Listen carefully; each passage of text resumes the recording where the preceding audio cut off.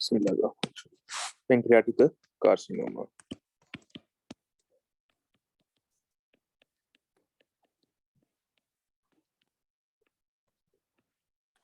अच्छा जी, pancreatic carcinoma के बारे में मेन आप लोगों को पता होना चाहिए कि पैंक्रियाज का कैंसर और ये सारा हिसाब क्या होता है, ठीक है। अच्छा, यहाँ पे अगर मैं पढ़ाता हूँ ना तो यहाँ पे इशू होगा कि मुझे आप लोगों की चैट नजर नहीं आएगी, तो बेहतर है फिर उधर ही एक बार ना पढ़ा लो, क्योंकि उधर चैट का इशू आना है। वालेकुम सलाम अरीशा, इधर पढ़ाता हूँ।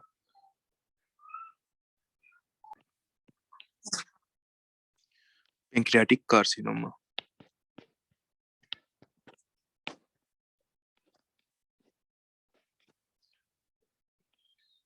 आपने ना एक बात अभी लिख लें कि जितने भी कैंसर आपके जीआईटी के रिलेटेड होंगे ना, जितने भी कैंसर हैं उनमें 95% कैंसर के अंदर ना आपने एज जो क्वेश्चन के अंदर पूछी जाएगी ना या मेंशन की जाएगी वो ओल्ड एज होगी, ठीक है। ये बात आपने लाजमी अपने माइंड में रखनी है।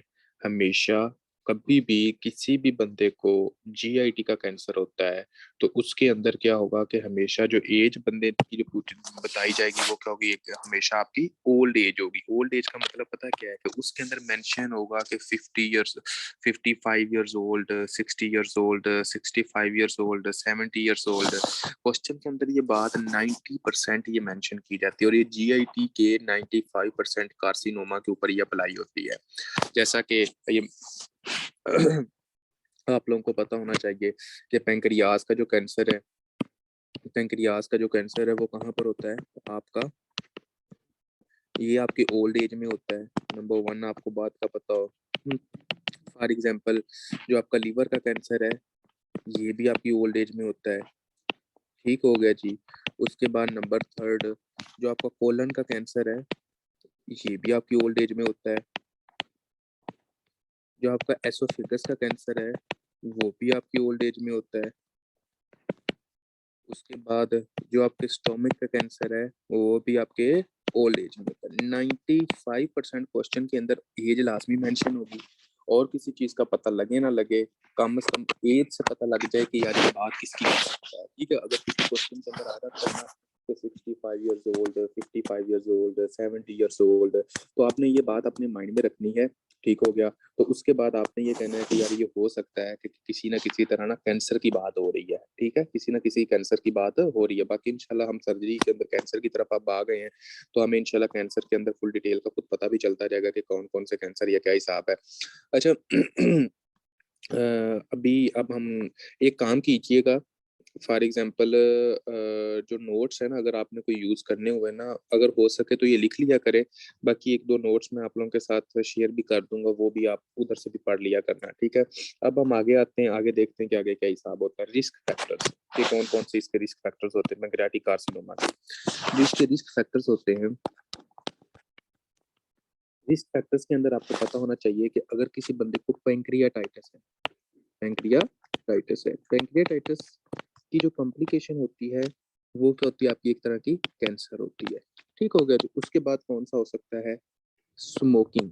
ये आपका रिस्क फैक्टर, अगर बंदा कुछ स्मोकिंग करता है, ये बहुत ज्यादा मेन इंपॉर्टेंट पॉइंट है। वो क्या पूछते होते हैं कि हाँ जी जनाब पैंक्रियाटिक कार्सिनोमा का जो रिस्क फैक्टर होता है वो कौन सा होता है, तो आपने कहना है कि जो स्मोकिंग होता है वो होता है, ठीक है।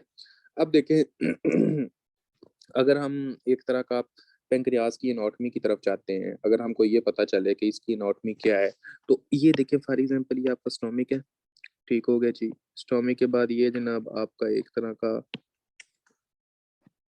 इस तरह का स्मॉल इंटेस्टाइन यहाँ पे बन गया, ठीक है। अब यहाँ पर मसला क्या बनता है, मसला यहाँ पर बनता है कि ये तकरीबन आपका जो पेंक्रियाज होता है वो क्या एक तरह का ऐसे लगा हुआ होता है, ठीक है, ऐसे लगा हुआ होता है। अब पेंक्रियाज के अंदर जो मेन आपको पता होना चाहिए कि ये पेंक्रियाटिक डक्ट होती है, क्या होती है, एक तरह की पेंक्रियाटिक डक्ट होती है, और उसके बाद ये जनाब आपकी एक तरह का मतलब के पेंक्रियाज होता है। अब जो मेन इशू है जो आप लोगों को पता हो वो क्या है कि अगर हम मेंशन करते हैं कि ये आपके पेंक्रियाज का कैंसर है, अगर हम ये देखें कि ये आपके पेंक्रियाज के एक तरह का, और सॉरी हेड है, ये पेंक्रियाज का हेड है, ठीक हो गया। एक मिनट रुकिएगा प्लीज, कॉल आ रही है। तो देखें, सबसे पहले आपको पता होना चाहिए कि हम पेंक्रियाज को एक तरह का जो डिवाइड करते होते हैं वो किसके ऊपर डिवाइड करते होते हैं। एक होता है पेंक्रियाज का आपका हेड, ठीक है। अगर हम ये मेंशन करें कि ये आपके पेंक्रियाज का हेड है, ठीक हो गया जी। उसके बाद आपके पेंक्रियाज का शुरू होता है बॉडी। फॉर एग्जाम्पल इसको हम कहते हैं ये आपकी एक तरह की बॉडी है। उसके बाद जो आपका शुरू होता है वो होती है उसकी टेल। क्या होती है आपकी एक तरह की टेल होती है। अब इसको हम कहते हैं कि ये अगर आपकी टेल है, ठीक हो गया। तो पेंक्रियाज को हम बेसिकली 3 पार्ट्स के अंदर डिवाइड करते हैं, हेड, बॉडी और टेल। अब इसमें से ये डिवाइड करने का जो मेन मकसद है वो क्या है, हेड, उसके बाद ये जनाब आपकी बॉडी, और उसके बाद ये क्या आ गया आपकी एक तरह की टेल आ गई। इसका मेन पर्पस क्या है डिवाइड करने का, इसका पता होना चाहिए कि अगर किसका कैंसर होगा तो कौन कौन से सिम्टम्स होंगे, जो आगे जाकर हम इंशाल्लाह डिस्कस करेंगे, ठीक हो गया। सबसे पहले आप लोगों को पता होना चाहिए कि 60% अगर किसी बंदे को कैंसर होता है ना, 60% वो हेड का होता है। हेड का 60% होता है, हेड मोस्ट कॉमन, यानी कि 60% आपका हेड इन्वॉल्व होता है। उसके बाद आप लोगों को पता होना चाहिए कि तकरीबन जो बॉडी होती है वो 20% इन्वॉल्व होती है। और अगर कुछ ऐसे केसेस होते हैं जिसमें पूरे का पूरा पैंक्रियाज इन्वॉल्व होता है, पूरे का पूरा पैंक्रियाज, ये पैंक्रियाज का हेड भी, बॉडी भी, टेल भी, सारा, उसको हम कहते हैं डिफ्यूज टाइप। क्या कहते हैं, एक तरह का डिफ्यूज टाइप, और वो भी 20% होता है। तो आपको पता चल गया 60-20-20 कितना होगा, 100%। इस तरह जनाब आपका पैंक्रियाज का जो कैंसर होता है वो इस तरह ये सारा सीन होता है। सबसे पहले जो सबसे मोस्ट कॉमन है हेड के पैंक्रियाज का कैंसर, हम उसको देखते हैं और उसकी तरफ आते हैं, उसको थोड़ा सा डिटेल के अंदर देखते हैं। Cancer of carcinoma of head of pancreas, हम इसकी तरफ होकर इसको थोड़ा सा डिटेल के अंदर देखते हैं कि ये बात क्या है जी, ठीक हो गया जी।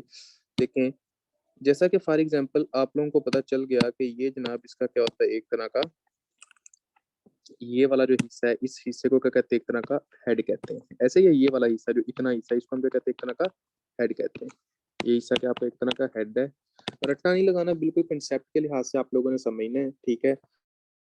अच्छा जी, आप लोगों को पता है कि यार यहाँ पर क्या होता है, आपका एक तरह का लीवर होता है। क्या होता है, एक तरह का लीवर होता है। आप इस तरह समझे कि यहाँ पर आपका एक तरह का लीवर है। आपको पता है कि यार लीवर के बिल्कुल साथ जो होता है वो एक तरह का गाल ब्लैडर होता है, जो कि मैं फुल डिटेल के अंदर आप लोगों को पढ़ा चुका हूँ। गाल ब्लैडर के साथ इस तरह आपका एक राइट हिपैटिक डक्ट निकलती है, फिर लेफ्ट हिपैटिक डक्ट निकलती है, फिर उसके बाद ये मिल जाती है आपस के अंदर, और उसके बाद यहाँ से जो निकलती है उसको हम सिस्टिक डक्ट कहते हैं। और उसके बाद ये आपस में मिलके क्या बना देती है, आपकी कॉमन बाइल डक्ट बना देती है। अब देखें, जैसे ये कॉमन बाइल डक्ट बनी तो आपको ये पता है कि हाँ जी जनाब ये ऐसे आती है, जैसे ही आती है, और उसके बाद ये जनाब आपके यहाँ पर स्फिंक्टर ऑफ ओडी होता है, उस स्फिंक्टर ऑफ ओडी की मदद से आपकी स्मॉल इंटेस्टाइन के अंदर जाने लगती है, यहाँ पर जाना होता है। लेकिन जो मेन बात करने का जो मकसद है वो ये है, मुझे अब आप लोगों ने बताना है कि जब ये जगह का कैंसर हो जाएगा, किसी बंदे को ये हेड ऑफ पैंक्रियाज का कैंसर हो जाएगा, तो ये जो बाइल होगी क्या वो स्मॉल इंटेस्टाइन के अंदर आ सकेगा? ये जो बाइल है क्या वो स्मॉल इंटेस्टाइन के अंदर आ सकेगा? वो रास्ता बंद हो चुका है, क्योंकि कैंसर ने आगे वाला जो रास्ता है वो कवर कर लिया है। जब आगे वाला रास्ता सारे का सारा कवर हो चुका है तो बाइल जो होगा वो जनाब आपकी स्मॉल इंटेस्टाइन के अंदर नहीं आएगा। जब बाइल स्मॉल इंटेस्टाइन के अंदर नहीं आएगा तो बाइल जाएगा कहाँ? जो बाइल होगा वो यहाँ पर इकट्ठा होना शुरू हो जाएगा। ये देखें, बाइल जो होगा वो इधर से फिर वापस जाएगा, ठीक होगा जी। बाइल किधर से आया था? बाइल आया था आपके गाल ब्लैडर में से, मतलब कि आपके गाल ब्लैडर के अंदर बाइल स्टोर होता है, तो बाइल उधर से आया था, तो अब बाइल फिर वापस जाएगा, ठीक होगा। जब बाइल वापस जाएगा और उसके बाद मुझे अब आप लोगों ने एक बात बतानी है, शाबाश। ये आगे ऑब्स्ट्रक्शन है कि नहीं ऑब्स्ट्रक्शन, बस ये बताएं। आगे जो ऑब्स्ट्रक्शन है, ऑब्स्ट्रक्शन हुई कि नहीं हुई ऑब्स्ट्रक्शन? जब ये ऑब्स्ट्रक्शन हुई उसकी वजह से जनाब आपका बाइल आपकी इंटेस्टाइन के अंदर जा नहीं रहा, ठीक हो गया। तो इसकी वजह से जो आपने एक जो बिल्कुल बेसिक की तरफ थोड़ा सा बनाया है, जो मैंने जिस बच्चे ने मेरे शुरू का लेक्चर ये लिया होगा सर्जरी का, उसकी ये चीजें कवर हो रही होंगी। आप लोगों को पता है कि यहाँ पर क्या होता था, एक तरह का अनकॉन्जुगेटेड बिलिरुबिन आती थी। ये अनकॉन्जुगेटेड बिलिरुबिन क्या करती थी, लीवर के अंदर आकर यहाँ पर ये कॉन्जुगेटेड बिलिरुबिन के अंदर चेंज हो जाती थी, ठीक हो गया। कॉन्जुगेटेड बिलिरुबिन के अंदर चेंज हो, और कौन सा एंजाइम करता होता था, यूरिडाइल ग्लूकोरिनाइल ट्रांसफेरेज एंजाइम, ठीक है। अनकॉन्जुगेटेड बिलिरुबिन को, ये जनाब बिलिरुबिन जो होती थी ये जनाब आपकी एक तरह की लीवर के अंदर आती थी, लीवर के अंदर आकर ये अनकॉन्जुगेटेड बिलिरुबिन आपकी कॉन्जुगेटेड बिलिरुबिन के अंदर बन जाती थी। ये मैं पहले लेक्चर के अंदर फुल डिटेल के अंदर पढ़ा चुका हूँ, ठीक हो गया। उसके बाद ये कॉन्जुगेटेड बिलिरुबिन कहाँ जाती थी, ये बाइल के अंदर आती थी, और उसके बाद ये कहाँ जाती थी, आपकी स्मॉल इंटेस्टाइन के अंदर आती होती थी। लेकिन अब आप लोगों को पता है कि यार ये बिलीरुबिन जो है ये आगे से रास्ता बंद है। जब आगे से रास्ता बंद है तो ये स्मॉल इंटेस्टाइन के अंदर से जाने से रही, तो फिर ये कहाँ जाएगी? ये फिर बाइल के अंदर ही ज़्यादा होना शुरू हो जाएगी। जब ये बाइल के अंदर ज़्यादा होना शुरू हो जाएगी, तो इस वजह से हम ये कह सकते हैं कि ये ब्लड के अंदर भी बढ़ना शुरू हो जाएगी, क्योंकि ये निकल ही नहीं रही। इसका निकलने का रास्ता ही नहीं रहा ना, तो ये ब्लड के अंदर भी ज़्यादा होना शुरू हो जाएगी। देखें, बिलीरुबिन के ज़्यादा लेवल होने की वजह से हम क्या कहते हैं उसको? जॉन्डिस कहते हैं। ठीक हो गया? अब ये रुकावट है, अब ये ऑब्स्ट्रक्शन है, तो मुझे अब आप लोगों ने बताना है कि ऑब्स्ट्रक्शन कौन-सी है? आपकी ऑब्स्ट्रक्टिव जॉन्डिस है, कौन-सी जॉन्डिस हुई? तो आपने कहना है कि ये जॉन्डिस कौन-सी है? आपकी एक तरह की ऑब्स्ट्रक्टिव जॉन्डिस है। ठीक है? तो एक बात तो आप लोगों को पता चल गया। दूसरी बात देखें कि फॉर एग्जांपल जब हम ये गॉल ब्लैडर के अंदर जो बाइल आता रहेगा, तो ये गॉल ब्लैडर डिस्टेंड नहीं हो जाएगा? ये डिस्टेंड हो जाएगा, ठीक है? इस तरह ज़्यादा होना शुरू हो जाएगा। जब ये गॉल ब्लैडर डिस्टेंड हो जाएगा, तो पहले नॉर्मल बंदे के अंदर जो गॉल ब्लैडर होता है ना, हम जब हाथ लगाते हैं तो हमें मिलता ही नहीं होता, पाल्पेबल नहीं होता ये। लेकिन इस बंदे के अंदर जिसको हेड ऑफ पैंक्रियाज का कैंसर होता है, जब हम उसके हाथ लगाते हैं तो उसके पाल्पेबल होता है। क्या होता है? एक तरह का पाल्पेबल होता है। उसका हेड ऑफ पैंक्रियाज का होता है एक तरह का पाल्पेबल, यानी कि लगाना है। तो अभी तक जो मैंने आपको 2 बातें बताई, इस बात को 2 बातों के ऊपर आपने फोकस करना है, बाकी आगे हम कंटिन्यू करते हैं। देखें, पैंक्रियाटिक कार्सिनोमा के बारे में पैंक्रियाटिक कार्सिनोमा के बारे में आप लोगों को जिस बात का पता होना चाहिए, वो क्या है कि एक तरह का सबसे पहले हेड ऑफ पैंक्रियाज के कैंसर का हेड ऑफ पैंक्रियाज के कैंसर का पता जिसका होना चाहिए वो क्या था? आपने कहना है कि सबसे पहले क्या होता है एक तरह का, मतलब कि इसके अंदर एक तरह का ऑब्स्ट्रक्टिव जॉन्डिस होती है। कोई ऐसा बच्चा जिसको ऑब्स्ट्रक्टिव जॉन्डिस का समझ ना आई हो कि कैसे ऑब्स्ट्रक्टिव जॉन्डिस हो गई? कोई आप में से ऐसा बच्चा जिसको ऑब्स्ट्रक्टिव जॉन्डिस के कांसेप्ट का ना समझ आई हो कि ऑब्स्ट्रक्टिव जॉन्डिस मैंने कैसे लगा दिया? उसके बाद आप लोगों को पता होना चाहिए कि हाँ जी जनाब, यहाँ पर पाल्पेबल गॉल ब्लैडर होता है। अभी मैंने इन 2 बातों को सिर्फ एक्सप्लेन किया है, ठीक है? अब हम थर्ड बात की तरफ आते हैं, पाल्पेबल गॉल ब्लैडर। अब हम थर्ड बात की तरफ आते हैं कि थर्ड बात कौन-सी है?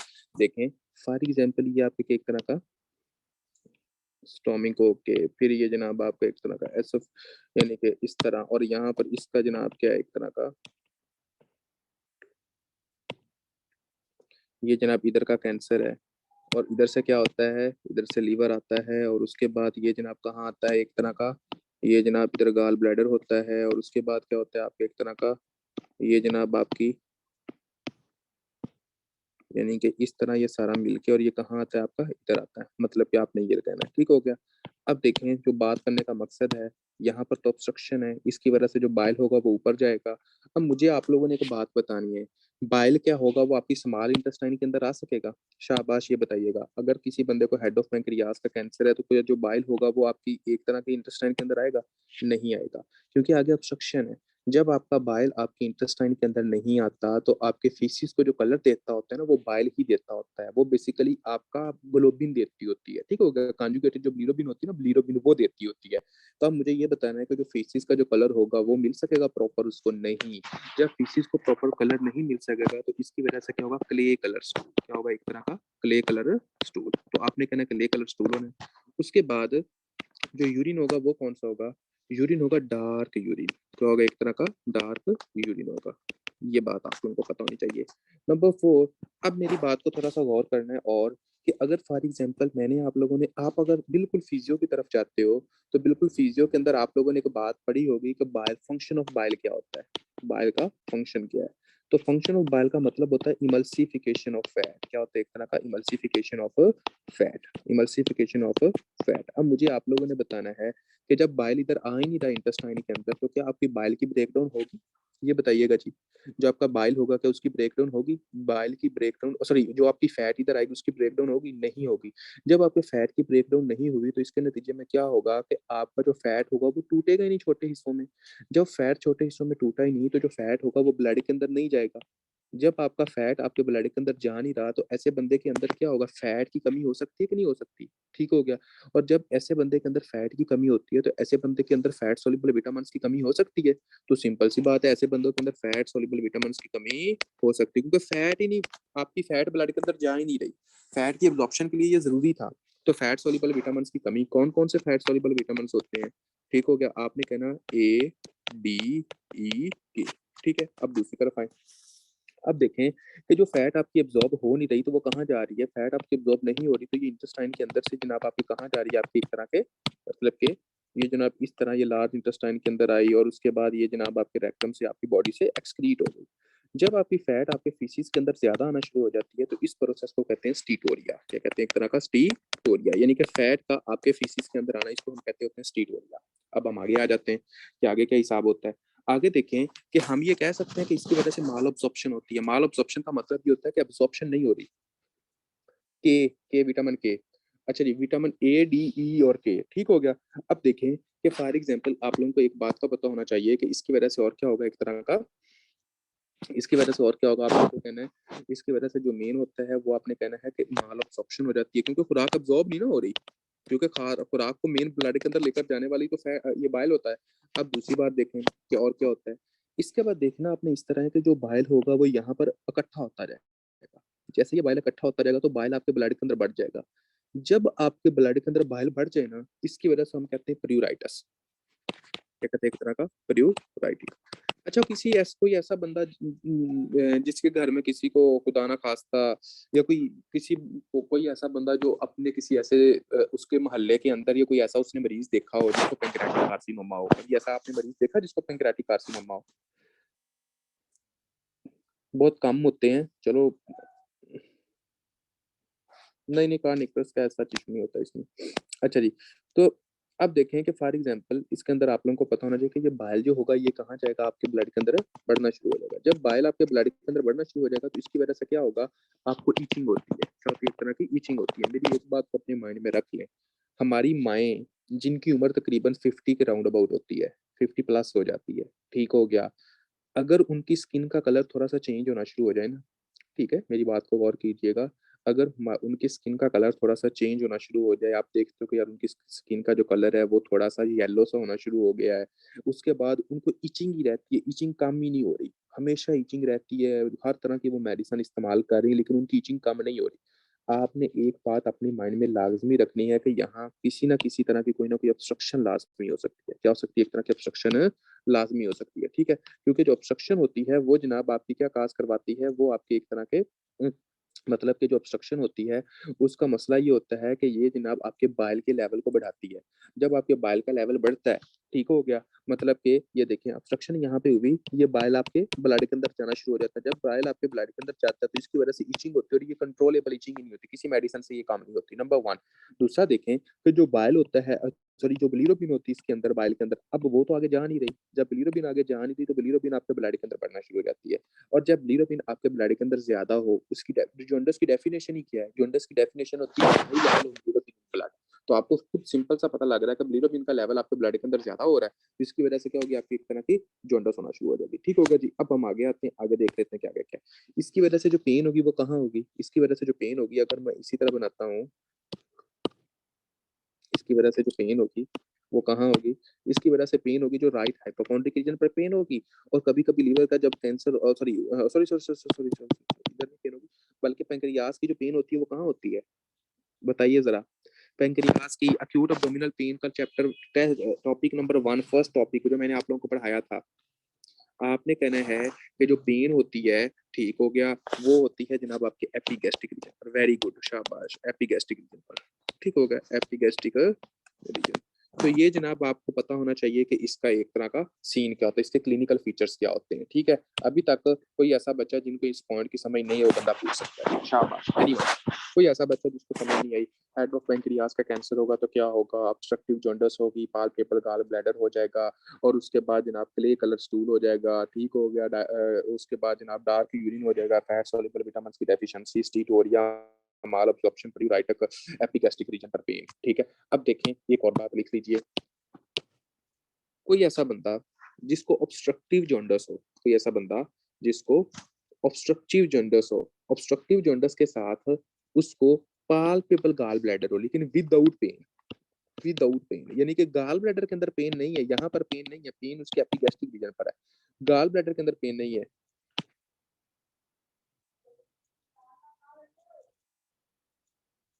बाइल का लेवल ब्लड के अंदर बढ़ रहा है, इसका कोई कॉल कुल वाला सीन नहीं होता। अच्छा जी, देखें कि फॉर एग्जांपल कि आपका एक तरह का ऑब्स्ट्रक्टिव जॉन्डिस हुई है, ठीक हो गया, गॉल ब्लैडर जो है वो पाल्पेबल हुआ है, आपने दोनों देखा, और ये गॉल ब्लैडर पेनलेस है। अगर कभी भी क्वेश्चन के अंदर पूछा जाए पेनलेस गॉल ब्लैडर, ठीक हो गया, painless palpable gall bladder with obstructive jaundice, ये दो किसके फीचर्स हैं? आपने आंखें बंद करके कहना है पैंक्रियाटिक कार्सिनोमा के, किसके? एक तरह के पैंक्रियाटिक कार्सिनोमा के, आपने आंखें बंद करके कहना है। और इसको हम कहते होते हैं क्रोवोजियर लॉ। क्या कहते हैं? एक तरह का क्रोवोजियर लॉ, इसको हम कहते हैं क्रोवोजियर लॉ। क्रोवोजियर लॉ क्या होता है? आपने कहना क्रोवोजियर लॉ ये होता है कि जब किसी भी बंदे को ऑब्स्ट्रक्टिव जॉन्डिस हो विद पाल्पेबल गॉल ब्लैडर हो, obstructive jaundice with palpable gall bladder, तो इसको हम क्या कहते हैं? एक तरह का क्रोवोजियर लॉ कहते होते हैं। ठीक हो गया जी। अब हम आते हैं आगे और आगे देख लेते हैं कि इसका क्या हिसाब होता है। सबसे पहले फॉर एग्जाम्पल क्लिनिकल फीचर जो होता है वो बॉडी और टेल के लिहाज से देख लेते हैं। ठीक है, बॉडी और जो टेल होगी उसके लिहाज से हम क्या क्या क्लिनिकल फीचर्स देख सकते हैं।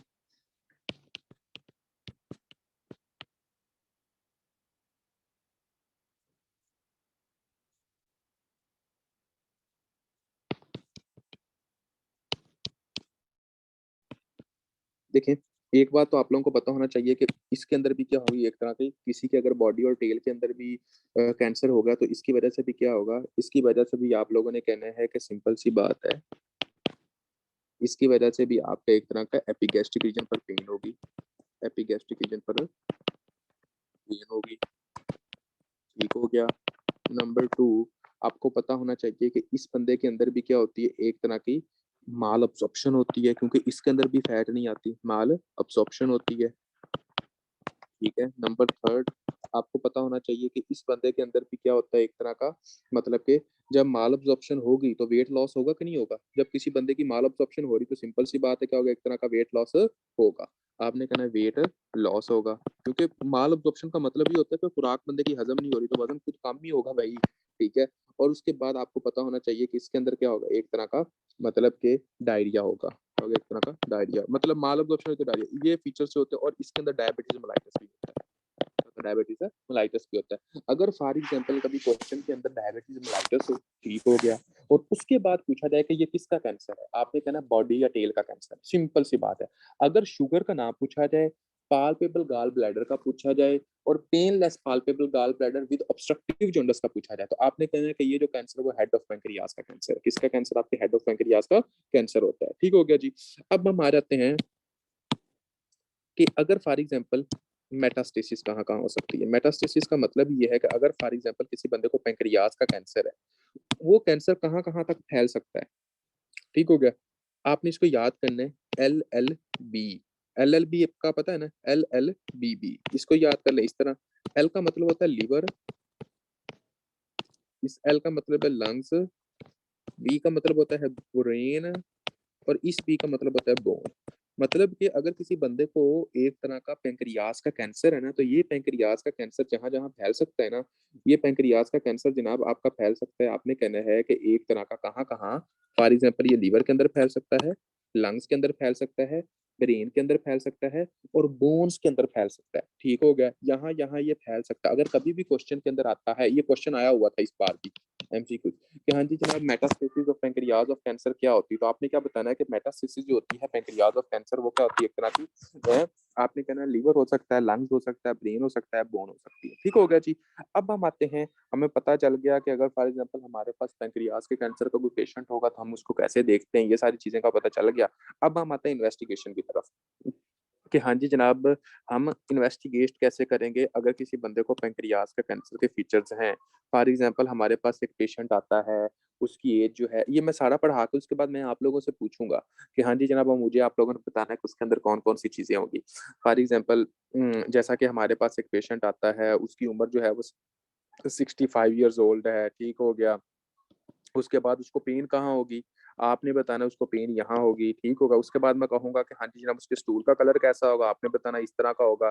फिर उसके बाद मैं पूछूंगा कि उसको जॉन्डिस कौन से वाली होगी, आपने बताना ये वाली जॉन्डिस होगी। फिर आपने बताना है कि हाँ जी जनाब उसका जो एक तरह का मतलब के वेट जो होगा वो कैसा होगा, आपने कहना वेट कम होगा। यानी कि ये सारे फीचर्स बता के ये आपके क्वेश्चन बनेगा और उस क्वेश्चन का आंसर फिर आपने बताना है कि इसका ये आंसर है। ठीक है। आगे हम आते हैं और आगे देखते हैं कि आगे क्या क्लिनिकल फीचर्स की तरफ। जी, clinical features of pancreatic carcinoma, clinical features.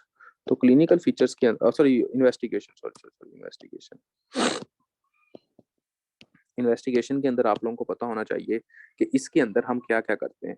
सबसे पहले अगर कभी भी क्वेश्चन के अंदर पूछा जाए कि बेस्ट इनिशियल इन्वेस्टिगेशन कौन सी है, बेस्ट इनिशियल इन्वेस्टिगेशन कौन सी है, तो आपने कहना अल्ट्रासोनोग्राफी।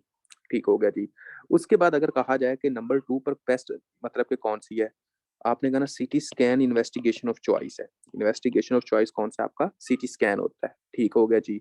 उसके बाद आप लोगों ने कहना है कि अगर फॉर एग्जांपल कैंसर के फैलने के लिए कौन सी है।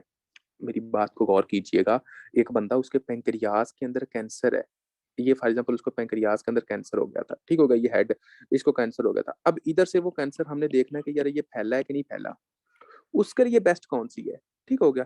आपने ये कहना है कि उसके लिए सीटी स्कैन या फिर एमआरआई, ये दोनों बेस्ट है। क्यों? क्योंकि हम देख सकें कि ये कैंसर आपकी हड्डियों के अंदर तो नहीं फैल चुका, हम देख सकें कि ये कैंसर आपके लंग्स के अंदर तो नहीं फैल चुका, हम देख चुके हैं कि ये कैंसर आपके लीवर या ब्रेन के अंदर तो नहीं फैल चुका, तो उसके लिए ठीक हो गया। उसके बाद मतलब कि ये ट्यूमर की एक्सटेंशन के लिए होता है। और ये किसके लिए होता है? CT scan investigation of choice तो है ही, और इसके साथ क्या होता है, ट्यूमर एक्सटेंशन के लिए भी बेस्ट है, ट्यूमर एक्सटेंशन के लिए भी एक तरह का बेस्ट होता है। ठीक है जी। अभी आगे हम आ जाते हैं और आगे देखते हैं कि आगे का हिसाब होता है। आगे कि इसके लिए एक तरह का, मुझे अब आप लोगों ने एक बात बतानी है, थोड़ा सा सोच समझ के बताइएगा। अगर फॉर एग्जांपल ये लीवर है आपका, ठीक हो गया जी, ये लीवर है, इधर से जनाब बाइल ऐसे जाता था और यहाँ से गाल ब्लैडर था, इधर से भी बाइल ऐसे जा रहा था। ठीक है, ये मिलके जनाब देते थे बाइल आपका कहाँ, आपकी इस इंटेस्टाइन के अंदर देते थे, ये इंटेस्टाइन के अंदर दे रहे। अगर से ये रास्ता बंद है, इधर से जो बाइल जाएगा वो आपके लीवर की तरफ जा सकता है कि नहीं जा सकता? इधर तो जाएगा ही जाएगा। लीवर की तरफ भी जा सकता है कि नहीं जा सकता? शाबाश, ये बताइएगा, लीवर की तरफ जा सकता है। जब आपके ये लीवर की तरफ बाइल जा रहा है, तो ये वाला जो बाइल है ना, फॉर एग्जाम्पल जिसके अंदर आपका क्या एक तरह का जिसके अंदर क्या है एक तरह का, आपने क्या कहना है कि अनकॉन्जुगेटेड बिलिरुबिन है, कौन सी आपकी अनकॉन्जुगेटेड बिलिरुबिन का लेवल जिसके अंदर ज्यादा है, तो ये क्या करता है, ये बाइल आपके लीवर को डैमेज करता है। आपके लीवर को क्या करता है, एक तरह का डैमेज करता है। जब आपके लीवर डैमेज होगा तो लीवर के सेल डैमेज होंगे कि नहीं होंगे? सिंपल सी बात, लीवर के सेल भी डैमेज होंगे। तो लीवर के सेल डैमेज होने के लिए या लीवर का मसला बनने के लिए हम लीवर का एक टेस्ट करते हैं जिसको हम कहते हैं एलएफटी। तो हम इसके लिए एलएफटी भी करेंगे। ठीक हो गया। लेकिन जो मेन आपको पता होना चाहिए ना जिस बात का, कि हाँ जी जनाब हमने क्या क्या करना है, आपने कहना, मेरी एक बात गौर कर ली, इधर आकर आपने यही चीजें पढ़नी है। ठीक हो गया। अगर फॉर एग्जांपल यहाँ आकर आप सर्जरी के अंदर कुछ और चीजें पढ़िए ना, तो आपने कहना यार आप मुझे कॉल करके कह दीजिएगा भाई देखिए आपने तो कुछ पढ़ाया था, इधर हम कुछ पढ़ रहे हैं, आपने ज्यादती की हमारे साथ। ठीक हो गया। इधर आकर अगर आप ये फिंगर टिप्स के ऊपर बातें होंगी ना आपकी, तो इंशाल्लाह इंशाल्लाह ये अभी 15 दिन और है, 15 दिन के अंदर आपके आप लोगों के सामने जब हम एमसीक्यू सॉल्व करोगे तो आपको पता चलेगा कि यार कुछ चीजें तो हम लोगों ने कवर की हुई है। तब आपको इंशाल्लाह अल्लाह के फजल करम से अपने नॉलेज का खुद ब खुद अंदाजा हो जाएगा, सिर्फ सर्जरी करके ही। और ज्यादा से ज्यादा 15 से 20 दिन और सर्जरी चलेगी, फिर ये आपकी एंड है इंशाल्लाह। ठीक है। तो देखें कि फॉर एग्जाम्पल कि आप लोगों का क्या होता है कि एक तरह का एलएफटी भी इन्वॉल्व होते हैं। एलएफटी हम करवाएंगे, उसके अंदर क्या होगा, उसके अंदर भी कोई ना कोई एबनॉर्मेलिटी आएगी। ठीक होगा जी। अब हम आते हैं जनाब एक तरह का, किन चीजों का आपको मेन पता होना चाहिए। बेस्ट इनिशियल का पता होना चाहिए। ठीक हो गया। इन्वेस्टिगेशन ऑफ चॉइस का पता होना चाहिए। ठीक हो गया। एक्सटेंट के लिए आपको एक तरह का एमआरआई और सीटी स्कैन का पता होना चाहिए भी कितना फैल चुका है। ठीक हो गया। तो ये चीजों का आपको लाजमी पता होना चाहिए, बाकी कोई चीज का पता हो या ना हो, क्योंकि ये मेन है। उसके बाद हम आते हैं जनाब इसका एक तरह का ट्रीटमेंट की तरफ, कि इसका ट्रीटमेंट हम कैसे करते हैं। देखें, ट्रीटमेंट के अंदर सबसे पहले हमने ये कहना है कि आपका एक प्रोसीजर होता है जिसको हम कहते हैं व्हीपल प्रोसीजर। क्या कहते हैं, एक तरह का आपका व्हीपल प्रोसीजर।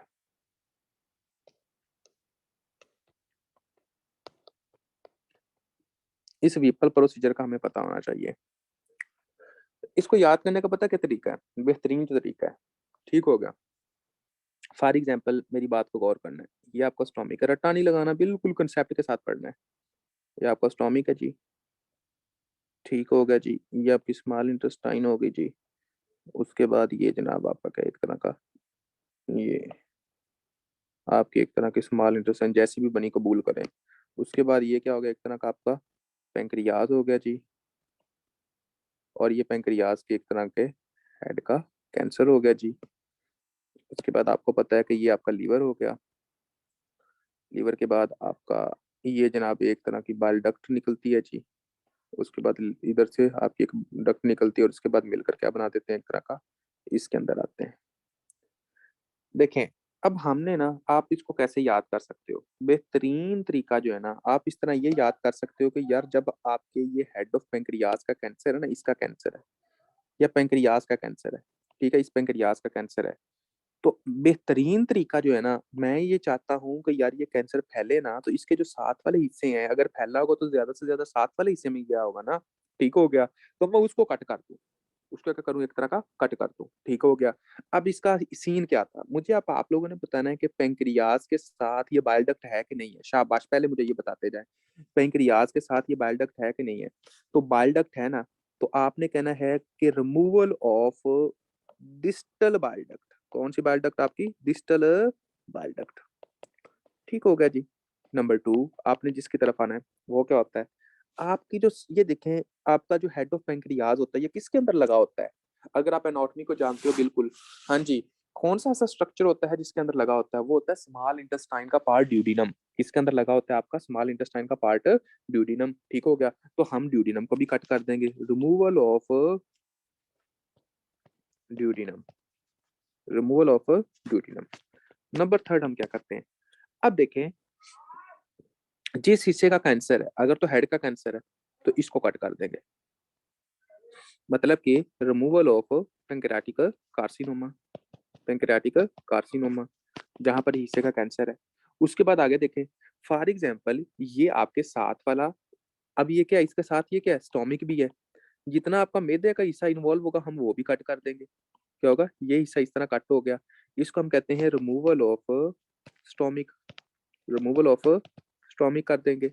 उसके बाद आप लोगों को पता है कैंसरस पार्ट को करना होता है, होल ड्यूडिनम को नहीं करना है, ड्यूडिनम के 4 पार्ट्स होते हैं आपके, ठीक है। अब देखें कि फॉर एग्जांपल आगे आपने देखना है कि फॉर एग्जांपल ये कैंसर कहीं lymph नोड्स के अंदर तो नहीं चला गया, ठीक हो गया, कहीं lymph नोड्स के अंदर तो नहीं चला गया, तो उसके लिए हम क्या करते होते हैं, एक तरह का removal of, removal of lymph nodes, यानी कि जो इसके साथ lymph नोड्स होते हैं ना उसको भी कट कर देते हैं। बात करने का मकसद पता है क्या है, ये वाला जो बंदा होता है ना बेचारा, उसके साथ इस तरह होता है, कैंसर तो इधर था, कैंसर तो इस हिस्से में था, ठीक हो गया, इस बेचारे का ये वाला हिस्सा भी गया, ठीक हो गया, ये भी गया, इसका ये स्मॉल इंटेस्टाइन वाला ये वाला हिस्सा भी गया, इसका ये जनाब आपका इस तरह हिस्सा जाता है, समझे कि नहीं समझे।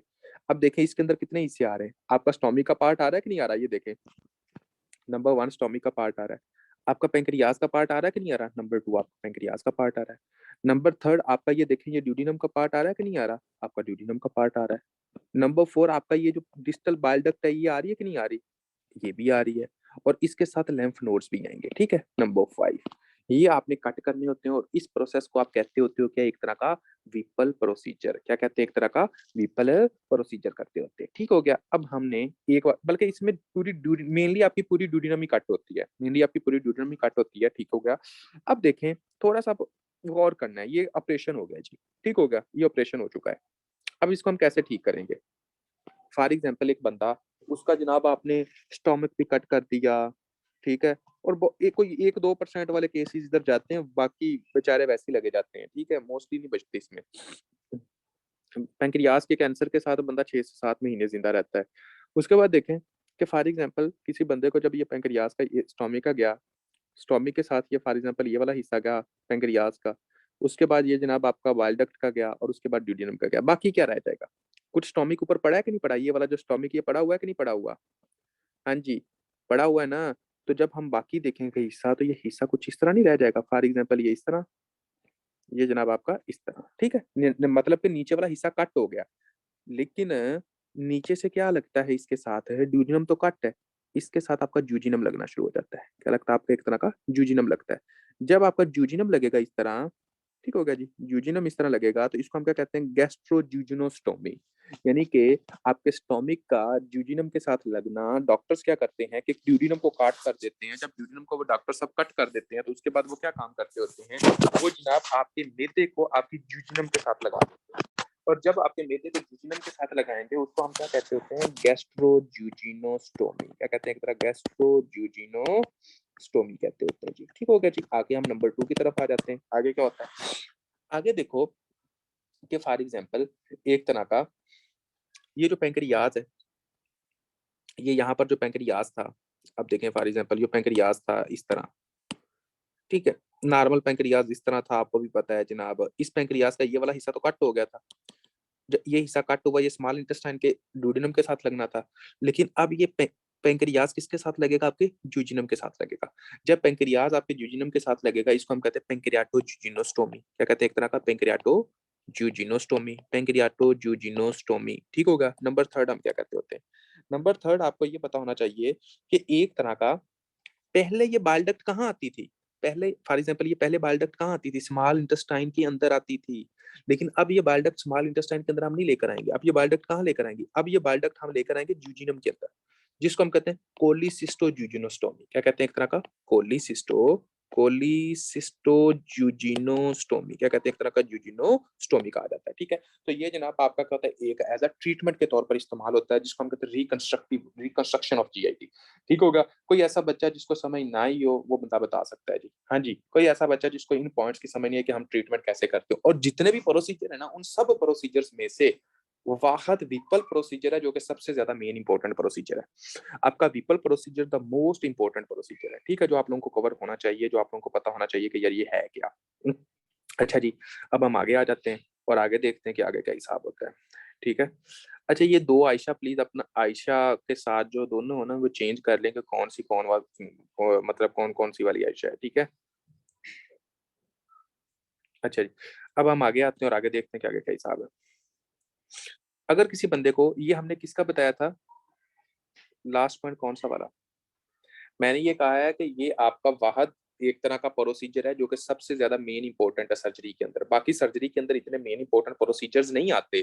प्रोसीजर्स आपके एफसीपीएस के अंदर पूछे जाएंगे, लेकिन आपके एमबीबीएस के बाद जो पीएमसी का एग्जाम है ना, उसके अंदर क्वेश्चंस नहीं आते। लेकिन ये वाहद प्रोसीजर जिसके अंदर के क्वेश्चन आते होते हैं, यानी कि एग्जामिनर क्वेश्चन पूछ लेता है इसका। अच्छा जी, अब फॉर एग्जाम्पल अब हम देखते हैं कि अगर किसी बंदे को डिफ्यूज पेंक्रियाज का कैंसर हो गया था, डिफ्यूज पेंक्रियाटिक कार्सिनोमा था, ठीक हो गया, ये होगा था, यानी कि पूरे का पूरे पेंक्रियाज के अंदर हो गया था उस बेचारे को, ठीक होगा। तो सिंपल सी बात, उसका क्या करना पड़ेगा? पूरे का पूरा पेंक्रियाज कट करना पड़ेगा। मैं पहले कह रहा हूँ, ये वाले बंदे बचते नहीं है, ज्यादा से ज्यादा 1 साल रहते हैं। डॉक्टर कहते हैं 1 साल जिंदगी आपके पास जी ले जितनी जी जाती है, तो पूरे का पूरा टोटल जो है वो पेंक्रियाज वो हमें कट करना पड़ेगा, ठीक हो गया। और इसके बाद हम आगे क्या करते हैं? फॉर एग्जाम्पल किसी बंदे को अगर टेल का कैंसर है, बॉडी और टेल का, तो हम क्या ये वाला कट करेंगे? नहीं, ये वाला कट नहीं करेंगे, बल्कि डिस्टल पेंक्रियाज को कट कर देंगे। ये वाला डिस्टल, इसको हम कहते हैं डिस्टल पेंक्रियाटेक्टोमी। अगर किसी बंदे को बॉडी और टेल का कैंसर है, तो उसके अंदर हम क्या कट करेंगे? डिस्टल पेंक्रियाटेक्टोमी करेंगे, डिस्टल पेंक्रियाटिकटोमी करेंगे। तो आप लोगों को पहले पता लग गया था कि हेड ऑफ पेंक्रियाज के कैंसर के क्या फीचर्स हैं, टेल के क्या फीचर्स हैं, डिफ्यूज के क्या फीचर्स हैं। फिर हमने उसका एक तरह का ट्रीटमेंट की तरफ देख लिया कि इसका ये होता है, ठीक हो गया। उसके बाद हमने देखा कि इसके साथ हम क्या करते हैं। देखें, बाकी सारे प्रोसीजर तो हमने करवा दिए थे। हमने गैस्ट्रोजुजिनोस्टोमी भी करवाया, हमने पेंक्रियाटोजुजिनोस्टोमी भी करवाया, हमने कोलिसिस्टोजुजिनोस्टोमी भी करवाया। इसके साथ हम क्या करें? इसके साथ हम कीमोथेरेपी करते हैं, रेडिएशंस लगाते हैं बंदे को, कीमोथेरेपी करते हैं, ठीक हो गया। इसके साथ हम क्या करेंगे? पेंक्रियाटिक के सप्लीमेंट देंगे, पेंक्रियाटिक सप्लीमेंट देते हैं। ये जनाब आपका पूरे का पूरा पेंक्रियाज का कैंसर था। इसके अंदर किसी तरह का किसी बच्चे का कोई क्वेश्चन है तो आप लोग पूछ सकते हो। नेक्स्ट हम लोग जो डिस्कस करने लगे हैं, वो आप लोगों का मेन मतलब कि ये देखने के जो आपको पेंक्रियाज के कैंसर से मेन बातें याद रखनी है ना, वो लाजमी, ये वाली लाजमी रखनी है, और कोई भूल जाए चाहे। अभी जो मैं आप लोगों को बताने लगा हूँ, ये बातें आप लोगों ने लाजमी माइंड में रखनी है। लास्ट में कौन सा वाला बताएं?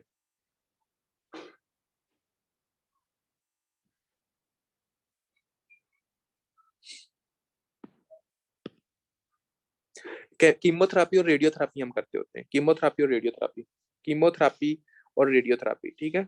रेडियोथेरेपी यानी कि रेडिएशन हम यूज करते हैं। अच्छा, अगर कोई बंदा पूछेगा ना मुझसे कि सर इस इतने बड़े टॉपिक को हम कैसे याद करें, सर इतने बड़े टॉपिक का कोई तो हल हमें बताएं ना, देखें ना, इतना हम कैसे याद कर सकते हैं, ये तो गलत है ना। तो इसका, इतने बड़े टॉपिक को आपके लिए जो मेन, जो छोटा छोटा टॉपिक हम करके लिख सकते हैं कि ये मेन पॉइंट्स हैं, हाई यील्ड पॉइंट्स, ये लिख लीजिए।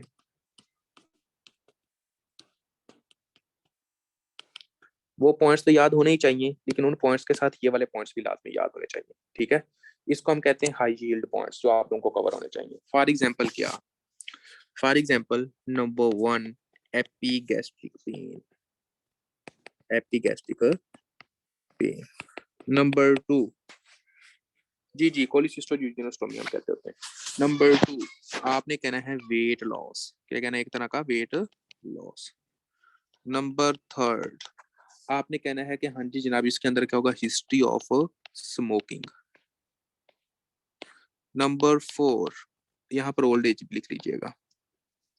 Number 4 obstructive jaundice, obstructive jaundice. और उसके बाद आपने क्या बताना है, ऑब्स्ट्रक्टिव जॉन्डिस के अंदर क्या होता है, ये कुछ चीजें वो लिख लेनी है कि ऑब्स्ट्रक्टिव जॉन्डिस के अंदर क्या होता है। कॉन्जुगेटेड बिलिरुबिन का लेवल बढ़ जाता है, कॉन्जुगेटेड बिलिरुबिन का लेवल बढ़ जाता है। नंबर 1 प्यूराइटिक होती है, इचिंग होती है बंदे को, एलएफटी भी एबनॉर्मल हो जाते हैं, यानी कि आपको आपको मैंने बता दिया था कि कैसे होते हैं। उसके बाद नंबर 5 आपका हाई ब्लड ग्लूकोज हो सकता है, किसके अंदर, अगर फॉर एग्जांपल आपकी टेल का कैंसर है, बॉडी का कैंसर है, ठीक हो गया। Palpable gall bladder, palpable gall bladder, gall bladder, ये बातें आप लोगों को लाजमी पता होना चाहिए।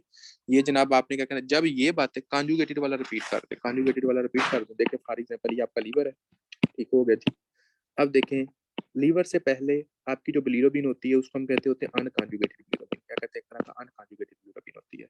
जब ये लीवर के अंदर आप आ जाती है ना, लीवर के अंदर जब आती है, यहाँ पर आपको एक एंजाइम होता है जिसका नाम होता है यूरिडाइल ग्लूकोरिनाइल ट्रांसफेरेज एंजाइम, ये अनकॉन्जुगेटेड बिलिरुबिन को कॉन्जुगेटेड बिलिरुबिन के अंदर चेंज कर देती है, ठीक है। अब देखें बाइल इसके अंदर पैदा होता है, इधर से जनाब नालियां जाती हैं जो कि जनाब इधर आपकी इंटेस्टाइन के अंदर जा रही होती हैं, ठीक है। अब देखें रुकावट तो इधर है, तो इधर जो बिलिरुबिन इकट्ठी होगी वो कौन सी इकट्ठी होगी, कॉन्जुगेटेड वाली या अनकॉन्जुगेटेड वाली, सिंपल सी बात है, यहाँ अनकॉन्जुगेटेड वाली यहाँ पर आएगी, तो ये आगे नहीं जा रही तो ये ज्यादा होती जाएगी। जब कॉन्जुगेटेड बिलिरुबिन ज्यादा होती जाएगी तो इसका लेवल ब्लड के अंदर बढ़ जाएगा, तो आपने कहना कॉन्जुगेटेड बिलिरुबिन का लेवल बढ़ा होगा, ठीक हो गया जी। उसके बाद आपने क्या कहना है, एक तरह का फॉर एग्जाम्पल ये आप लोगों को एक तरह का हो गया, ठीक है। आपने आता है आगे एक तरह का इन्वेस्टिगेशन की तरफ कि हाँ जी जनाब हमने अब इन्वेस्टिगेशन करनी है, तो वो आपने कौन सी करनी है, ठीक हो गया जी। इन्वेस्टिगेशन के अंदर सबसे पहले आप लोगों को पता होना चाहिए अनीशिया अल्ट्रासोनोग्राफी। उसके बाद आपको पता होना चाहिए कि IOC investigation of choice, CT scan. उसके बाद आपको पता होना चाहिए, ये भी एमसीक्यू आता है, पेंक्रियाटिक कार्सिनोमा का सीरम मार्कर क्या होता है। ये सीरम मार्कर से एक क्वेश्चन लाजमी आता, हो ही नहीं सकता कि सीरम मार्कर में से क्वेश्चन ना आए। सीरम मार्कर एक सेपरेट टॉपिक है, उसको हम डिस्कस करेंगे, हर बंदे को सीरम मार्कर में से क्वेश्चन आता रहे, ये लिख लीजिए। Serum marker, serum tumour marker, very important topic, ये आपका हो ही नहीं सकता कि एग्जामिनर इसमें से क्वेश्चन ना दे, लाजमी देता है, ठीक हो गया जी। ये आपको पता होना चाहिए, हम डिस्कस करेंगे। पेंक्रियाज का जो सीरम ट्यूमर मार्कर होता है वो होता है CA19-9, क्या होता है, एक तरह का CA19-9 होता है, ठीक होगा। ये पूछ सकते हैं कि पेंक्रियाटिक कार्सिनोमा के लिए क्या होता है। अब हम आ जाते हैं कि फॉर एग्जांपल एक तरह का मैनेजमेंट, मैनेजमेंट के अंदर आप लोगों को पता होना चाहिए कि विपल प्रोसीजर, ठीक हो गया। उसके बाद हमने क्या कहना है कि हाँ जी जनाब विपल प्रोसीजर के बाद अगर कैंसर आगे फैल चुका है तो हमने कहना है रेडिएशंस, रेडिएशंस हम यूज करते थे कि नहीं करते थे, फिर ईआरसीपी लगा दे, ईआरसीपी, ठीक हो गया। और ये जनाब आपका क्या होता है, एक तरह का हेड ऑफ पेंक्रियाज का कैंसर होता है। अब कोई ऐसा बच्चा जिसको पेंक्रियाटिक कार्सिनोमा के अंदर किसी तरह की कोई कंफ्यूजन है तो बंदा पूछ सकता है। कोई ऐसा बंदा जिसको पेंक्रियाटिक कार्सिनोमा के अंदर किसी भी तरह की क्वेश्चन है तो वो बंदा पूछ सकता है क्वेश्चन, एनीवन, शाबाश।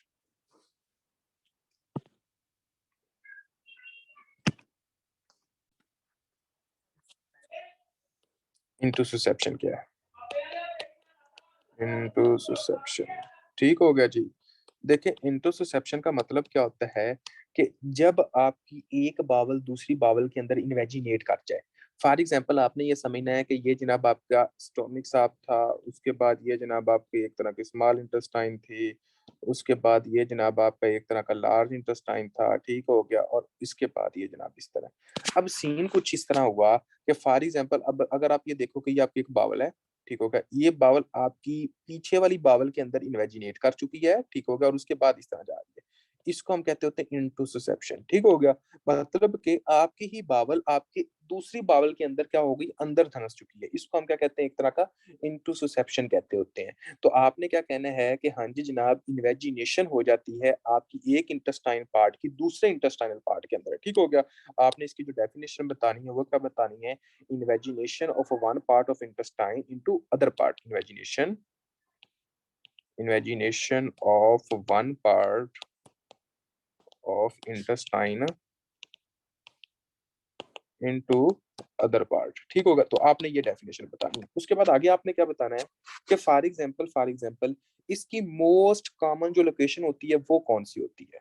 ठीक हो गया, मोस्ट कॉमन जो लोकेशन होती है वो कौन सी होती है, वो आपने पता क्या बतानी है, वो आपने बतानी है इलियोकोलिक। मोस्ट कॉमन लोकेशन होती है इलियोकोलिक। अब आप लोगों को ये पता होना चाहिए कि ये इलियोकोलिक कहाँ होता है। मेरी बात को थोड़ा सा गौर कीजिएगा, शाबाश। फॉर एग्जाम्पल आपने देखना है ये कि एक तरह का ये जनाब एक बंदा है। ठीक हो गया जनाब, उसके बाद ये जनाब उसका इस तरह का हिस्सा हो गया। ठीक है, और उसके बाद ये बंदा है जनाब, उसका ये एक तरह का हिस्सा हो गया। ठीक है जी, उसके बाद आपने ये कहना है कि हाँ जी उसके साथ होता क्या है, एक उसका जो पार्ट होता है वो इस तरह होता है जनाब, एक उसका जो पार्ट होता है वो क्या होता है, एक तरह का इस तरह का होता है जनाब। उसके बाद आपने कहना है कि बाकी क्या होता है जी, बाकी आपने कहना है कि उसके साथ ये जनाब आपका क्या होता है, एक तरह का ये होता है। ओहो sorry sorry sorry sorry sorry. बाकी आपने कहना है कि अगर फॉर एग्जांपल इसको हम थोड़ा सा पीछे लेके जाएं इस तरह जी, एक मिनट जी, अभी आप लोगों का ये कंसेप्ट कवर हो जाता है इंशाल्लाह।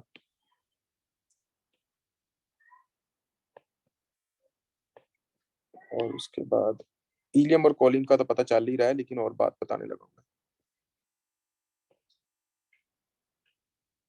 ये हो गया, ठीक है।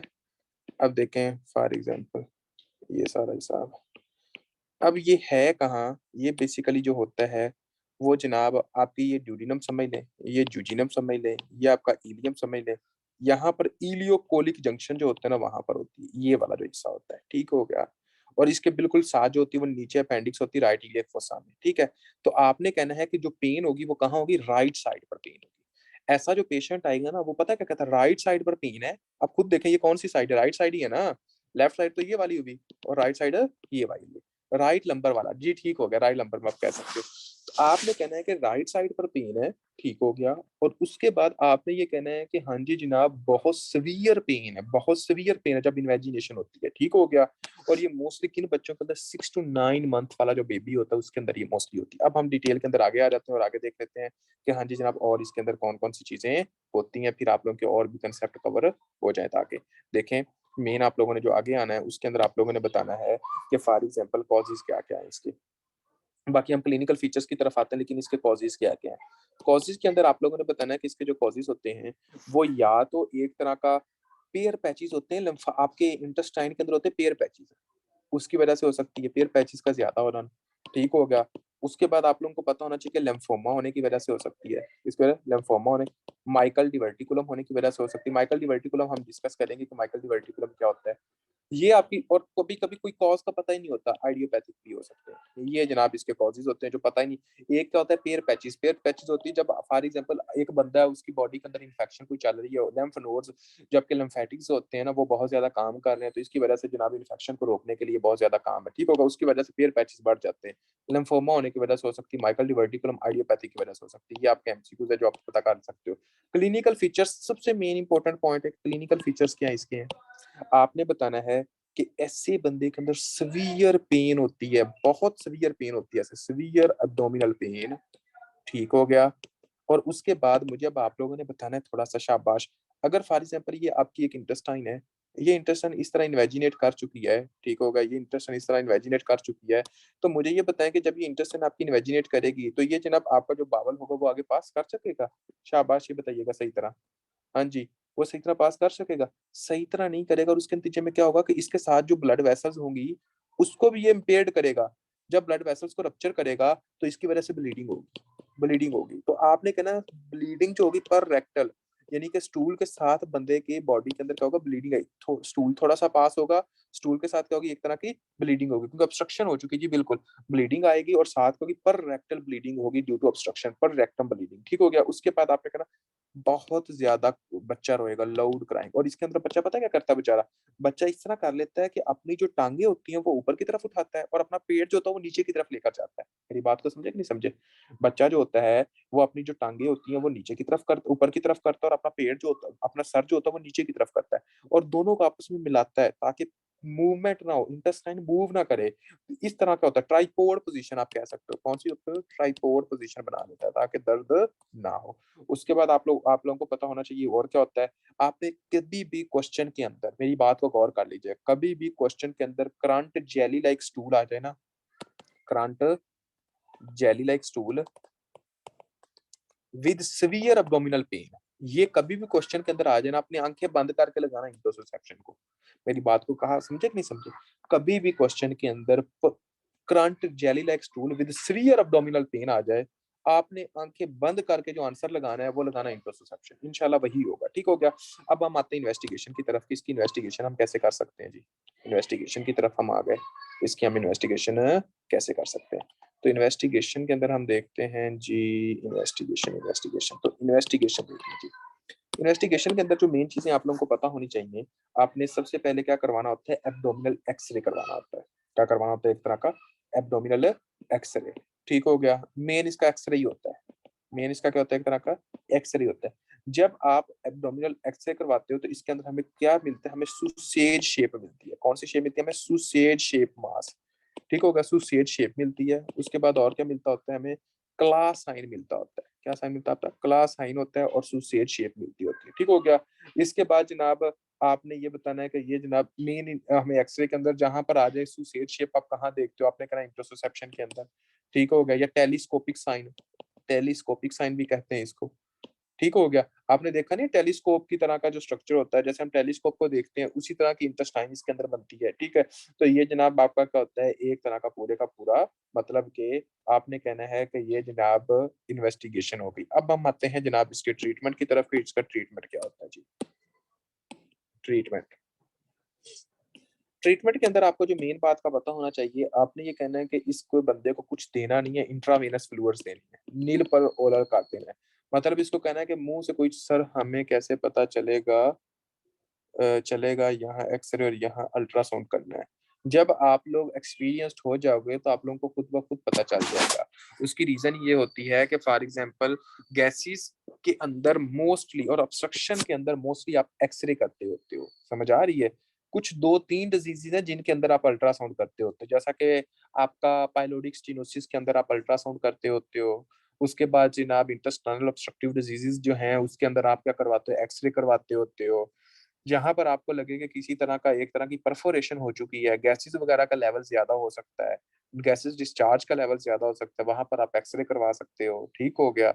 कहाँ पर ऐसा जो होता है वहाँ पर फिर आप सीटी स्कैन करवा सकते हो। यहाँ अभी तक आप इसको कैसे याद कर सकते हो? आप डिज़ीज़ से सिर्फ़ और सिर्फ़ याद कर सकते हो कि इस डिज़ीज़ के लिए हम ये करवाते हैं। ठीक है?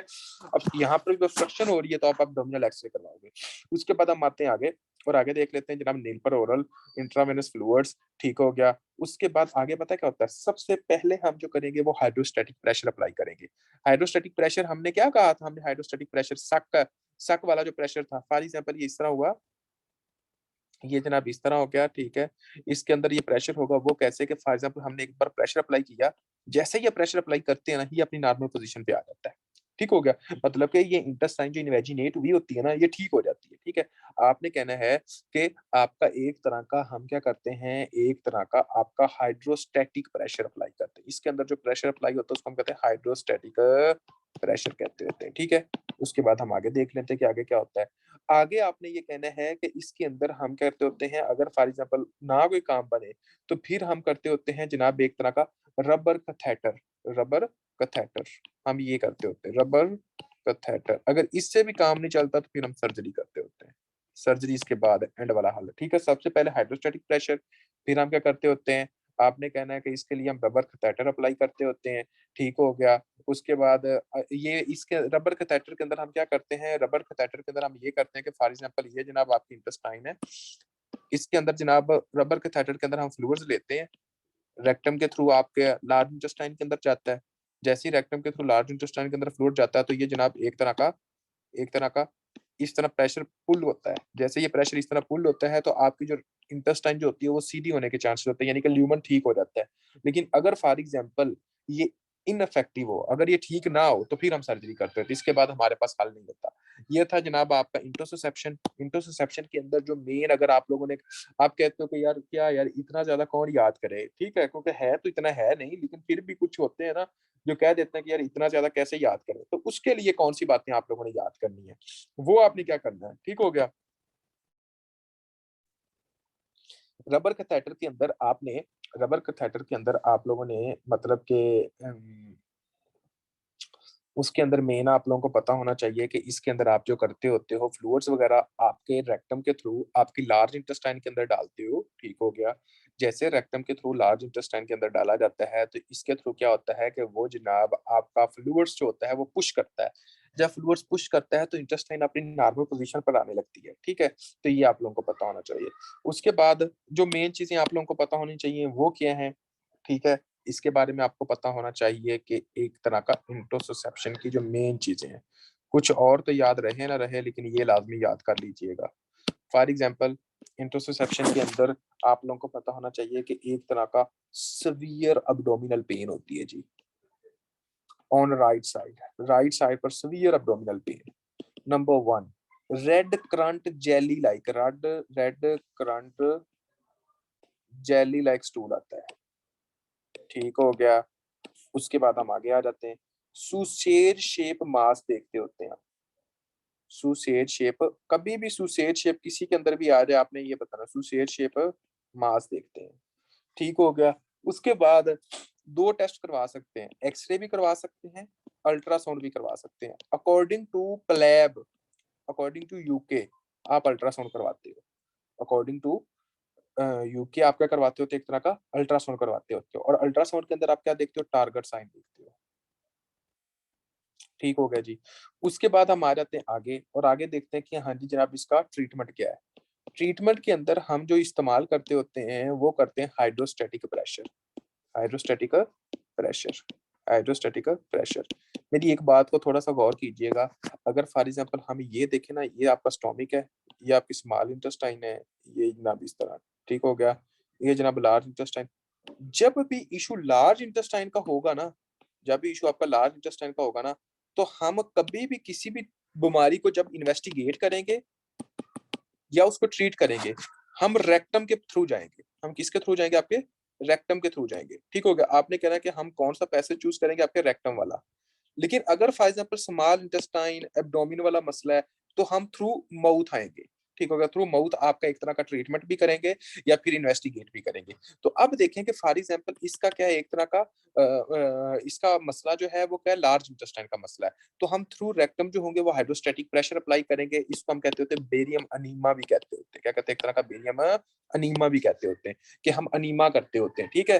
तो अनीमा जो होता है वो जनाब आपका थ्रू रेक्टम होता है, ठीक है। अब हम आगे आ जाते हैं, आगे क्या होता है एक तरह का, क्योंकि अगर फॉर एग्जांपल ना हो तो फिर क्या होता है, अगर ये फेल हो तो फिर हम क्या करते हैं, एक तरह की सर्जरी। और सर्जरी का क्या नाम है, लेप्रोटोमी।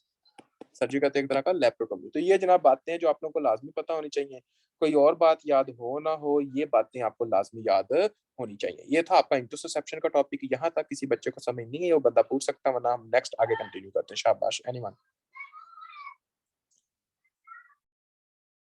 अकबर साहब, मतलब कि ये जब भी आपने बात करनी है माइकल डिवर्टिकुलम की, तो आपने 2% को हमेशा अपने माइंड में रखना है, ठीक है। सबसे पहले आपको पता होना चाहिए कि ये 2% पॉपुलेशन में होता है। उसके बाद आपको पता होना है कि ये 2 years ऑफ एज में होता है, ठीक हो गया। उसके बाद आपको पता है ये 2 इंचज लॉन्ग होता है, 2 इंचज लॉन्ग होता है, और 2 feet away from ileocaecal junction, 2 feet away from ileocaecal junction, ठीक होगा। तो ये बातें आपको पता होनी चाहिए। ये जो चार, ये जो है ना फॉर एग्जांपल, ये आपका बहुत ज्यादा मेन इंपॉर्टेंट पॉइंट है, ठीक है। तो आपने ये कहना है कि हाँ जी जनाब, अगर for example 2% population, 2 years of age, 2 inches long, और उसके बाद क्या होता है, 2 feet away from the ileocaecal junction, ठीक है। तो ये इसको हम कहते हैं गेम ऑफ टू। अब मेरी बात को दोबारा गौर करना है, शाबाश। ये फॉर एग्जांपल आपका स्टोमिक, उसके बाद ये जनाब आपकी स्मॉल इंटेस्टाइन का ये वाला पार्ट, ठीक हो गया जी। उसके बाद ये जनाब आपका, ये जनाब आपकी लार्ज इंटेस्टाइन, ये इस तरह, ठीक है। लेकिन ये होता कहाँ है, ये बेसिकली पता कहाँ होता है, ये बेसिकली यहाँ होता है, ये यहाँ पर होता है। इसका हम जो फंक्शन होता है वो हम डिस्कस करेंगे बेसिक पैथो के अंदर। बेसिक पैथो के अंदर आप इसका फंक्शन देखोगे कि ये रैक हो जाता है। नॉर्मल बंदे के अंदर ये नहीं होता, नॉर्मल बंदे के अंदर ये नहीं होता, मतलब कि अगर हम देखें ना ये खुद खत्म हो जाता है, लेकिन कभी कभी ये इंसान के अंदर होना शुरू हो जाता है, ठीक है, बंदे के अंदर खत्म नहीं होता और ये बॉडी के अंदर रहता है। ये अपेंडिक्स वाली जगह पर होता है। ये कहाँ पर जगह पर होता है आपका, अपेंडिक्स वाली जगह पर होता है। मेरी बात को गौर कीजिएगा, अगर इस आउट पाउचिंग की, ये क्या होता है, बाहर निकला हुआ हिस्सा होता है, अगर इस आउट पाउचिंग की इन्फ्लामेशन हो जाए ना तो इसको हम कहते होते हैं डिवर्टिकुलाइटिस। अगर इसकी इन्फ्लामेशन हो जाए तो फिर हम क्या कहते हैं इसको, माइकल डिवर्टिकुलाइटिस। और जब माइकल डिवर्टिकुलाइटिस हो गई तो पेन होगी। अगर क्वेश्चन के अंदर सिर्फ माइकल डिवर्टिकुलम आए ना, माइकल डिवर्टिकुलम आए, तो आपने पता क्या कहना है, पेनलेस, पेनलेस पर रेक्टल ब्लीडिंग। ये बहुत ज्यादा मेन इंपॉर्टेंट एमसीक्यू है। पेनलेस, अगर किसी भी जगह पर पेनलेस पर रेक्टल ब्लीडिंग 2 इयर्स एज की बात की हो तो आंखें बंद करके आपने माइकल डिवर्टिकुलम लगाना है। मेरी बात को गौर कीजिएगा, माइकल डिवर्टिकुलम लगाना है, ठीक होगा। अगर पेनलेस पर रेक्टल ब्लीडिंग की बात हो, अगर बात इस तरह हो ना, पेनफुल, कहां पर पेन होगी, राइट इलियक फोसा पर। आपकी अपेंडिक्स की पेन कहां होती थी, शाबाश बताइएगा जी। आपकी जो अपेंडिक्स की पेन होती थी कहां होती थी, राइट इलियक फोसा में होती थी। राइट इलियक फोसा में पेनफुल, नंबर 1 इन्फ्लामेशन हो चुकी है, फीवर, नंबर 2 उसके बाद पर रेक्टल ब्लीडिंग, उसके बाद टेंडरनेस। फिर आपने क्या बताना, फिर माइकल डिवर्टिकुलाइटिस बताना। फिर क्या बताना है आपने, माइकल डिवर्टिकुलाइटिस बताना है। देखो डिवर्टिकुलम का मतलब होता है आउट पाउचिंग। अगर तो उसकी इन्फ्लामेशन नहीं हुई तो फिर आपने कहना पेनलेस पर रेक्टल ब्लीडिंग हो रही है स्टूल के अंदर। अगर आ जाए कि फॉर एग्जांपल एक पेशेंट है, उसको जनाब पेनफुल राइट इलेक फोसा पर पेन है और उसके बाद रेक्टम ब्लीडिंग हो रही है, उसके बाद जनाब उसके टेंडरनेस, उसको फीवर है, तो आपने कहना ये माइकल डिवर्टिकुलाइटिस है, नॉट अ डिवर्टिकुलम। ये कि आपका डिवर्टिकुलाइटिस है, नॉट अ डिवर्टिकुलम होता है। अब हम आ जाते हैं इन्वेस्टिगेशन की तरफ। इसकी इन्वेस्टिगेशन क्या है, आपने कहना है इसकी जो इन्वेस्टिगेशन होती है, हाँ जी, कौन सा स्कैन होता है सैफ, रेडियो न्यूक्लियाइड स्कैन कौन सा होता है, उसका नाम क्या है,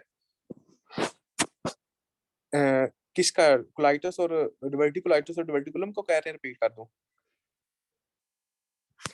देखें, अगर तो फॉर एग्जांपल, अगर तो फॉर एग्जांपल आपको पता होना चाहिए कि एक तरह का डिवर्टिकुलम है। देखिए डिवर्टिकुलम है, एक होता है डिवर्टिकुलाइटिस, डिवर्टिकुलाइटिस, ठीक है। डिवर्टिकुलम की जब बात होगी तब हमने कहना है कि ये आउट पाउचिंग है। आउट पाउचिंग इसके अंदर भी है, लेकिन इसके अंदर क्या हो जाती है, प्लस इन्फ्लामेशन है, प्लस इन्फ्लेम्ड हो चुका है। जब इसके अंदर आउट पाउचिंग है, इन्फ्लेम्ड नहीं है, तो ये पेनलेस है। समझ आ रही है क्या, पेनलेस है। लेकिन इसके अंदर इन्फ्लामेशन हो गई है तो ये पेनफुल है। इसके अंदर जब इन्फ्लामेशन नहीं हुई तो फीवर नहीं होता, लेकिन इसके अंदर फीवर होता है। इसके अंदर जो होता है, ये टेंडरनेस नहीं होती डिवर्टिकुलम में, टेंडरनेस नहीं होती, लेकिन इसके अंदर टेंडरनेस होती है। इसके अंदर जो होता है वो जनाब आपका एक तरह का पेनलेस रेक्टल ब्लीडिंग होती है, पेनलेस रेक्टल ब्लीडिंग होती है। यहाँ पर पेनफुल रेक्टल ब्लीडिंग होती है, rectal bleeding in right iliac fossa. इसको हम कहते हैं माइकल डिवर्टिकुलाइटिस, इसको हम कहते हैं डिवर्टिकुलम, ठीक हो गया। दोनों के लिए इन्वेस्टिगेशन ऑफ चॉइस होता है टेक्टिनियम स्कैन, टेक्टिनियम, टेक्टिनियम स्कैन, टेक्नीटियम कह दें, टेक्नीटियम, ठीक होगा, टेक्नीटियम स्कैन, ठीक हो गया। और इस दोनों का जो ट्रीटमेंट होता है वो क्या होता है, एक तरह का रिमूवल, ठीक होगा। ट्रीटमेंट क्या होता है, एक तरह का सर्जरी होती है, ठीक है। तो ये जनाब इन दोनों का होता है। ये आपको माइकल डिवर्टिकुलम और माइकल डिवर्टिकुलाइटिस का पता होना चाहिए। इसमें से क्वेश्चन आता है, ये भी आपको मैं बता दूं, ठीक है। इसमें से क्वेश्चन लाजमी आता है, आया था, अच्छा जिंकर में से आया था तुम्हें, ठीक हो गया। ये इसमें से क्वेश्चन लाजमी होता है जो आप लोगों को पता होना चाहिए, ये डिवर्टिकुलम वाले से क्वेश्चन आता है। अब हम आते हैं जनाब आगे, और आगे देख लेते हैं कि क्या हिसाब है। फॉर एग्जांपल जो बातें आपको कम से कम पता होनी चाहिए, मैं हर क्वेश्चन के साथ पहले डिटेल के अंदर बता रहा हूँ, फिर मैं कह रहा हूँ कि कम से कम जो पता होनी चाहिए वो नहीं भूलनी। कौन सी, for example painless rectal bleeding, painless rectal bleeding 2 to 3 year old. उसके बाद आपने बताना है कि फॉर एग्जांपल इसके लिए हम जो एक तरह का इन्वेस्टिगेशन क्या करते हैं, आपने कहना है कि एक तरह का टेक्नीटियम स्केन, और टेक्नीटियम स्केन क्या है आपका, एक तरह का टेक्नीटियम स्केन होता है आपका रेडियो आइसोटोप है। क्या होता है, एक तरह का रेडियो आइसोटोप है। ठीक हो गया। उसके बाद आपने कहना है कि इसका ट्रीटमेंट क्या है, सर्जरी।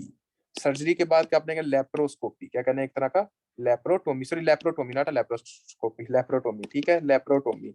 उसके बाद आपने कहना है कि एक तरह का लेप्रोटोमी आपका ट्रीटमेंट भी है और आपका डायग्नोस्टिक भी है।